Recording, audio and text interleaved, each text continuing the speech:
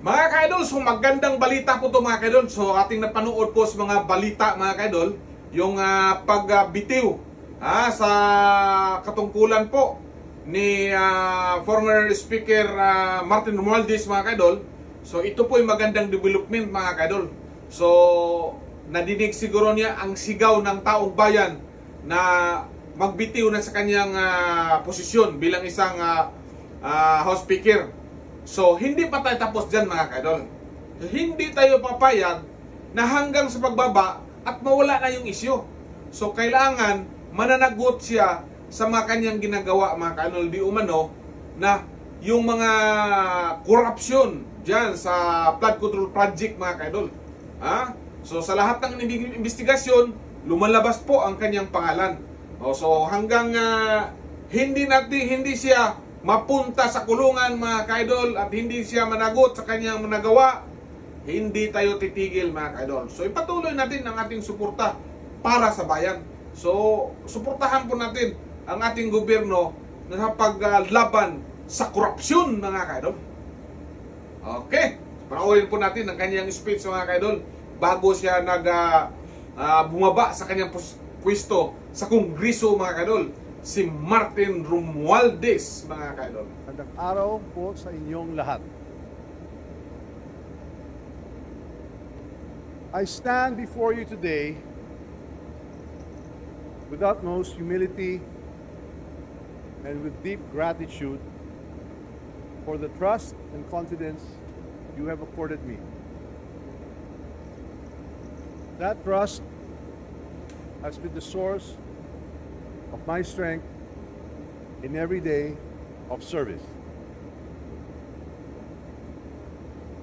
When I assumed this responsibility,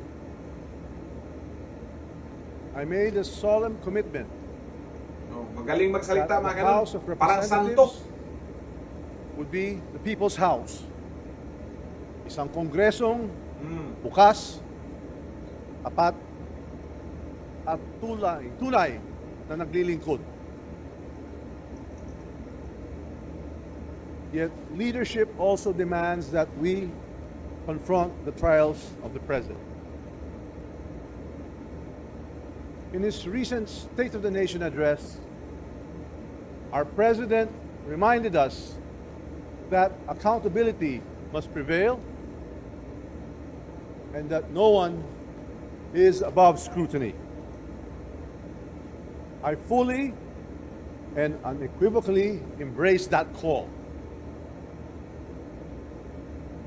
The issues surrounding certain infrastructure projects have raised questions that weigh not only upon me, but upon this institution we all serve. Ang ating mga kababayan ay naghahangad ng linaw at higit sa lahat magaling magsalita ng mga tiwala. ka-idol. Parang santo. Tungkulin natin ito'y may balik. The longer I stay, the heavier that burden grows on me, on this house, and on the president I've always sought to support. And so, after deep reflection and prayer, I have made a decision today, with a full heart and a clear conscience,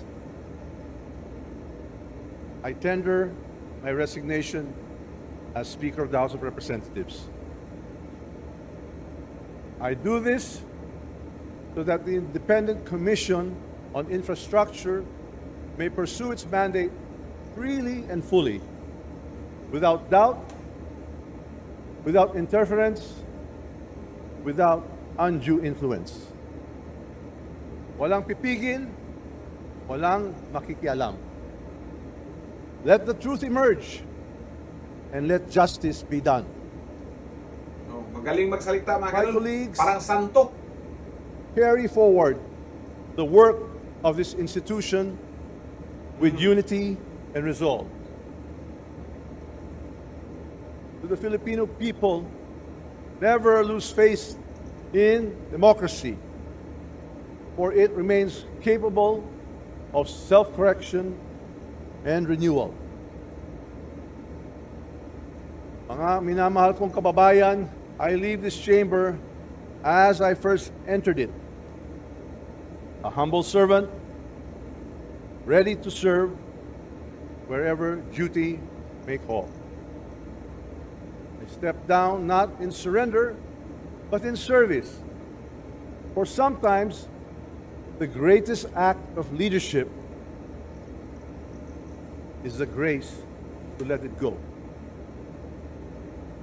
So that this institution may endure stronger than ever before.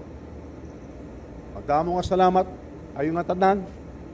Mabuhay ang Kongreso ng Taong Bayan. Mabuhay Magaling ang magsalita Pilipinas. mga kadol. Parang santo.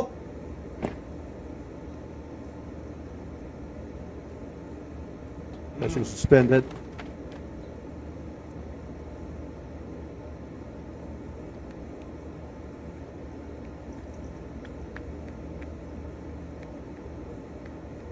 Presiding officer, I move to open the table for nominations for the position of Speaker of the House of Representatives. There is a motion to open the table for nominations for the position of Speaker of the House of Representatives. There being no objection, the motion is approved. The nominations are now in order. Majority Leader. Madam Presiding Officer, I move to recognize the Honorable Ralph Wendell P. Tulfo from the 2nd District of Quezon City to make his nomination. The Honorable Ralph Wendell P. Tulfo from the 2nd District of Quezon City is recognized. Madam Speaker, I move to nominate Honorable Faustino Boji D. III for the position of the Speaker of the House of Representatives. Majority Floor Leader. Madam Presiding Officer, I move to recognize the Honorable Antonio Tony T. Albano from the 1st District of Isabela to second the nomination. Madam Speaker, this humble representation seconds the nomination for the position of Speaker of the House of Representatives, Congressman Faustino Boji. Magaling magsalita mga kadol. Parang santo. Majority Floor Leader. Madam Presiding Officer, there being no other nomination for the position of Speaker of the House of Representatives, I move to close the table for nominations. There is a motion to close the table for nomination for the position of Speaker of the House of Representatives. There being no objection, the motion is carried. Majority Floor Leader. Madam Presiding Officer, I move to proceed to the election of the Speaker of the House of Representatives. There is a motion to proceed to the election of the Speaker of the House of Representatives.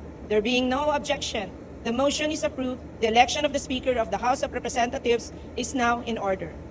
The Secretary General will now call the roll of members. May we request members, upon being called, to state the name of the candidate they are voting for as Speaker of the House of Representatives without explanation. Tiniyak naman ni bagong House Speaker Faustino D. III na hindi niya kukonsintihin ang mga maling gawain sa kanilang hanay. Nahalal po si D bilang bagong House Speaker matapos po siyang makakuha po ng 253 na boto at wala pong pagtutol. 28 kongresista naman ang nag-abstain habang 4 ang hindi bumoto. Sa kanyang panunumpa, nangako po si D na magpapatupad po ng reforma sa Kamara at hindi niya pagtatakpan ang mga tiwaling mambabatas. Wala rin anyang lugar ang katiwalian sa kanyang pamumuno. Under my leadership, this House will change. I will not defend the guilty and I will not shield the corrupt. Gaya ng paninindigan ng ating Pangulo, no rank, no ally, no office will be spared from accountability. We must strengthen the Oversight Committee and fully cooperate with the Independent Commission of Infrastructure. Our duty is not to protect each other. Our duty is to protect the Filipino people.